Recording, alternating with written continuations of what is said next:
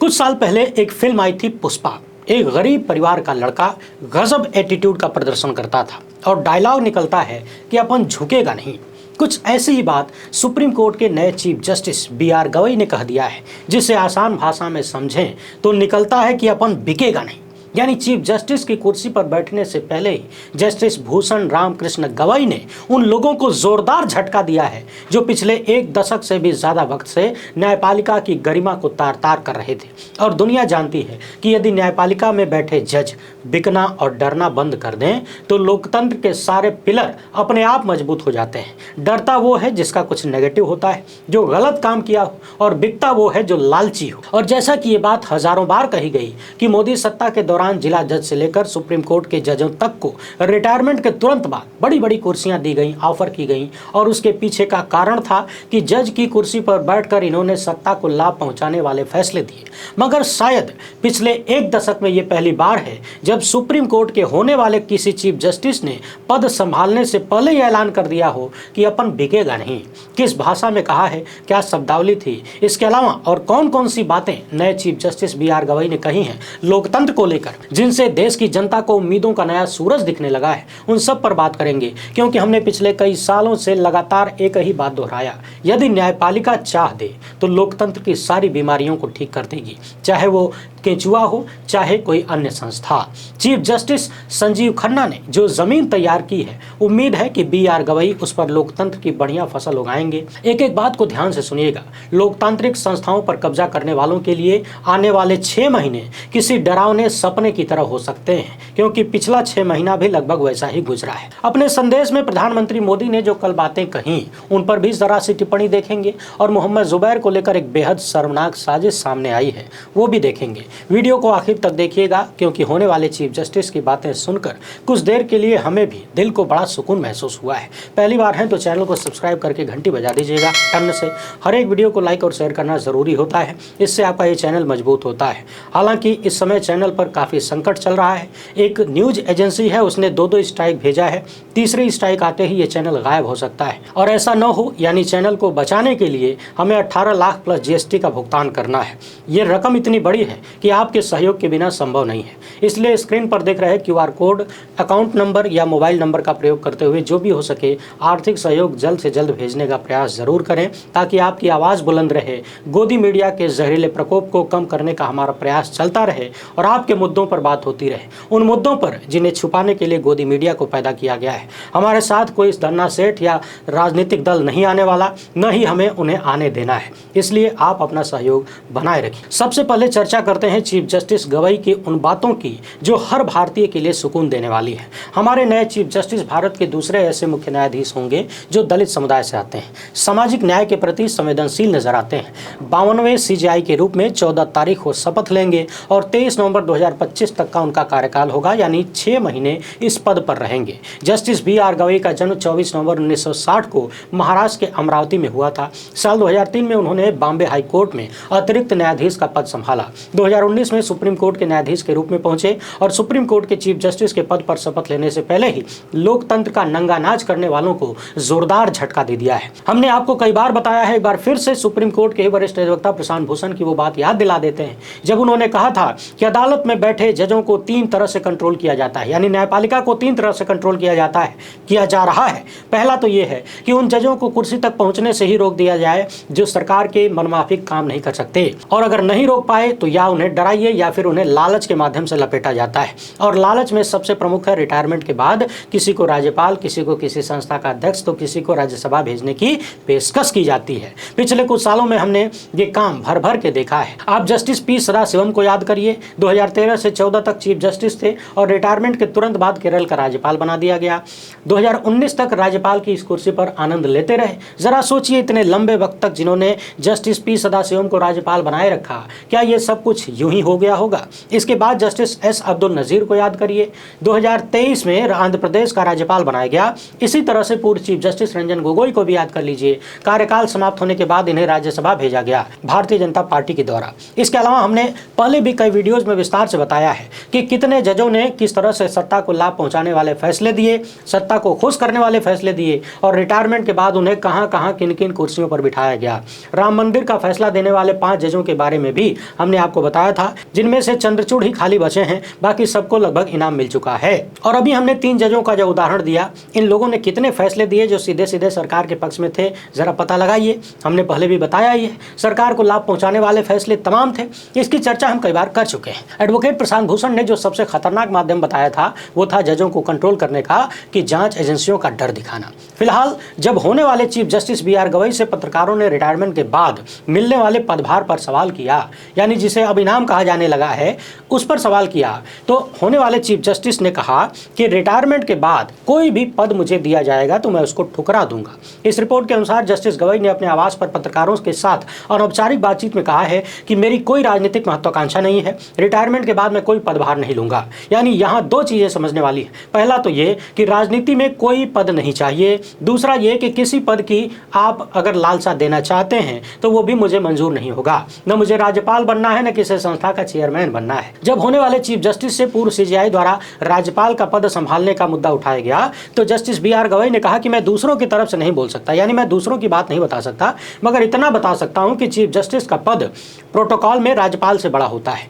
यानी जो राज्यपाल का पद है वो चीफ जस्टिस के पद के नीचे आता है। इसके साथ ही जब नए chief justice B R Gavai से पत्रकारों ने पूछा कि क्या न्यायाधीशों को राजनेताओं से मुलाकात करनी चाहिए, तो इस पर उन्होंने जवाब दिया कि एक न्यायाधीश के रूप में आप किसी अलग दुनिया में नहीं रहते हैं। जब तक आप विभिन्न लोगों के, विभिन्न क्षेत्रों के लोगों से नहीं मिलेंगे तब तक आप उन मुद्दों को समझ नहीं पाएंगे जो उन्हें प्रभावित कर रहे हैं। यानी इनका कहना है कि मुलाकात कोई बुरी चीज नहीं है, मुलाकात से समाज के बारे में जानने समझने का अवसर मिलता है और इसका मतलब ये नहीं है कि कोई किसी के प्रभाव में आ गया। जस्टिस गवई ने मणिपुर की अपनी यात्रा के बारे में भी बात किया और सबसे जोरदार बात कह दिया संविधान की सर्वोच्चता को लेकर। हाल ही में हमने देखा कि जब सुप्रीम कोर्ट ने राज्यपालों और राष्ट्रपति को निर्देश दिया कि आप समयबद्ध तरीके से काम करिए, तो पूरा का पूरा भाजपाई सिस्टम बौखला गया। यहां तक कि उपराष्ट्रपति जो अपनी पद की गरिमा को कभी याद नहीं रखते, भाजपाई प्रभाव में इस कदर डूब गए, इस कदर डूबने उतराने लगे कि कहने लगे कि सुप्रीम कोर्ट राष्ट्रपति को कैसे निर्देश दे सकता है। इसके साथ ही चर्चा होने लगी कि संसद सर्वोच्च है, संसद से बनाए कानून को सुप्रीम कोर्ट कुछ नहीं कर सकता, समीक्षा नहीं कर सकता। इस तरह का सवाल जब होने वाले chief justice B R Gavai से किया गया तो उन्होंने साफ साफ कहा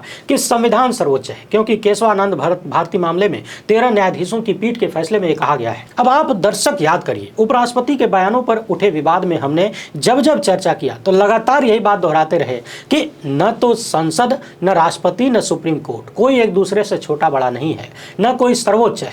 इस देश के लोकतंत्र में कोई सर्वोच्च है तो वो है हमारा संविधान, और संविधान का कस्टोडियन है सुप्रीम कोर्ट। यानी सुप्रीम कोर्ट पूर्ण न्याय करने का अधिकार रखता है। यह अलग बात है कि उपराष्ट्रपति जगदीप धनखड़ सुप्रीम कोर्ट के पूर्ण न्याय के अधिकार को ही छीन लेना चाहते हैं, मगर शर्म तब महसूस होती है जब जगदीप धनखड़ जैसा पढ़ा लिखा जानकार व्यक्ति इस तरह की बेतुकी बातें करता है, अधिकार से आगे निकलकर बातें करता है। कोई सड़क छाप अनपढ़ गंवार आदमी कुछ बोल दे तो उसे बुलाया जा सकता है, नजरअंदाज किया जा सकता है। सवाल यह है कि जब हमारे जैसे सामान्य लोग ये बात इतनी आसानी से समझ सकते हैं कि राष्ट्रपति, संसद या कोई अन्य संवैधानिक संस्था सर्वोच्च नहीं बल्कि संविधान सर्वोच्च है, क्योंकि वही सबको अधिकार देता है ना, वही बताता है कि कौन राष्ट्रपति है, राष्ट्रपति क्या कर सकता है, उसका अधिकार क्या है, उसके पद का मतलब क्या है, कौन उपराष्ट्रपति है, वो क्या कर सकता है, सुप्रीम कोर्ट किसे कहा जाएगा, तो फिर उससे बड़ा कौन हो सकता है। तो कुल मिलाकर जब ये बातें हमें समझ आ सकती हैं तो जगदीप धनखड़ और तमाम भाजपाइयों को समझ क्यों नहीं आती। बहरहाल हम सब जानते हैं, वो लोग सब कुछ समझते हैं, हमसे ज्यादा समझते हैं, मगर समझते हुए दिखना नहीं चाहते।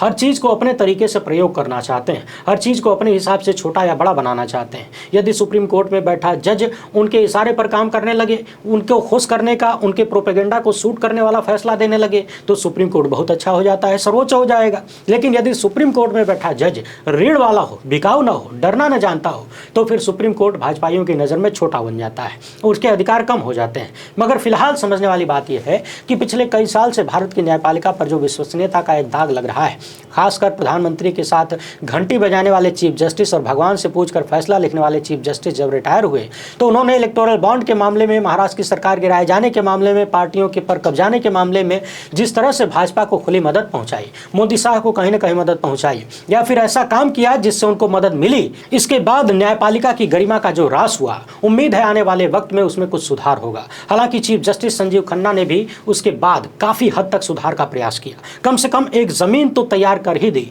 जिस पर नए chief justice B R Gavai लोकतंत्र का खूबसूरत बगीचा तैयार कर सकते हैं अगले 6 महीने में। संजीव खन्ना के आने के बाद बुलडोजर मामले पर रोक लगा प्लेसेस ऑफ वर्शिप एक्ट मामले में नफरती चिंटुओं को झटका लगा। वक्फ संशोधन के माध्यम से भाजपाई पूरे देश में तांडव करना चाहते थे, उस पर भी जस्टिस संजीव खन्ना ने तगड़ा स्टैंड लिया। ऐसे ऐसे सवाल दाग दिए कि भाजपाई सिस्टम चरमरा गया। यानी कुल मिलाकर पिछले 6 महीने में चीफ जस्टिस संजीव खन्ना ने काफी हद तक सुधारात्मक कार्य किया है।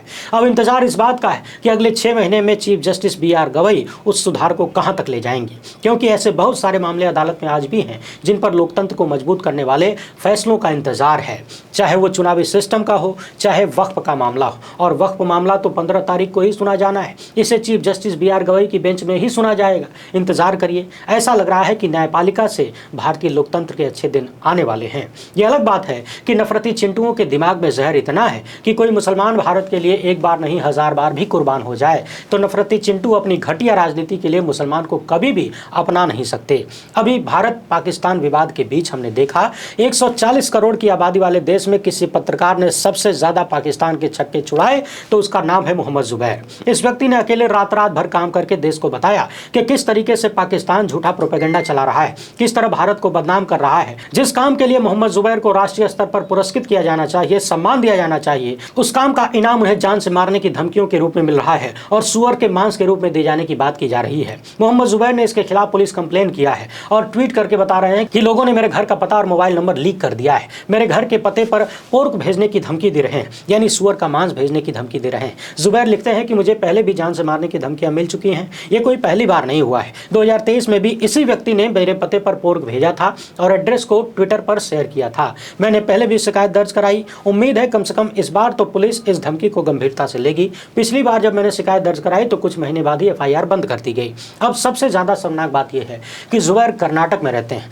और वहां कांग्रेस की सरकार है और कांग्रेस की सरकार में भी 24 कैरेट वाला देशभक्त पत्रकार, जिम्मेदार पत्रकार अपने आप को सुरक्षित महसूस नहीं कर पा रहा है। नफरती चिंटू वहां भी हावी हैं। शिकायत के बावजूद संतोषजनक कार्रवाई नहीं होती है। सोचिए यह कितनी शर्मनाक बात है। बाकी बीजेपी की सरकारों से हम उम्मीद भी क्या कर सकते हैं जब उन्हीं लोगों के पाले हुए नफरती चिंटू विदेश सचिव और उनके परिवार को गंदी गंदी गालियां देने लगते हैं और इन चिंटुओं के खिलाफ कोई कार्रवाई नजर नहीं आती। विक्रम मिश्री को कैसे कैसे ट्रोल किया गया, उनकी बेटी का नंबर पब्लिक कर दिया गया, इस तरह की चीजें कही गई, ये हमने आपको दिखाया। सीज फायर का फैसला किसी और ने लिया, ऐलान ट्रंप ने किया, मोदी मान गए और गाली मिली विक्रम मिश्री विदेश सचिव को जो ईमानदारी से अपना काम कर रहे थे। बाकी आप लोग टेंशन मत लीजिए, यही तो अमृतकाल है। बड़े बड़े अमृतकाल में ऐसी छोटी छोटी बातें होती रहती हैं। यहाँ ढोंगियों और फ्रॉडस्टर्स को सब कुछ मिलता है और ईमानदारी से अपना काम करने वाले प्रताड़ित होते रहते हैं। एक तरफ गोदी मीडिया वाले बड़े से बड़ा झूठ दुनिया के सामने परोस रहे हैं, उनको देखने सुनने वाला, कार्रवाई करने वाला कोई नहीं है।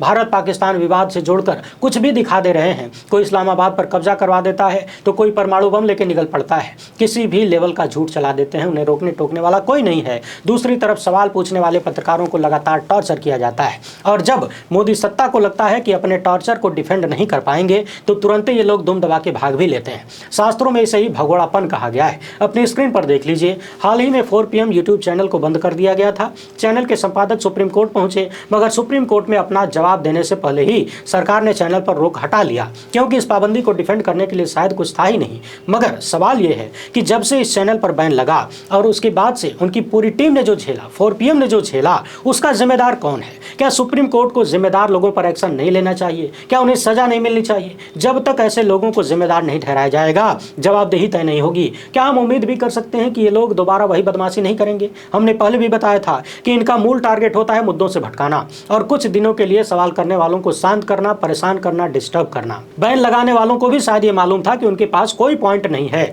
मगर हफ्ते 10 दिन के लिए 4 PM की पूरी टीम को डिस्टर्ब तो कर ही दिया, संजय शर्मा को परेशान तो कर ही दिया। इस बीच आपदा में अवसर ढूंढ लिए होंगे, अपना काम कर लिए होंगे। उधर प्रधानमंत्री मोदी ने एक तरफा भाषण में कहा कि पानी और खून एक साथ नहीं बहेगा, मगर सवाल यह है कि पानी को बहने से आप रोक नहीं पाएंगे, क्योंकि उसका जुगाड़ बनाने में 25-30 साल लग जाएगा, और खून जो बहना था बह गया, उसको आप रोक नहीं पाए।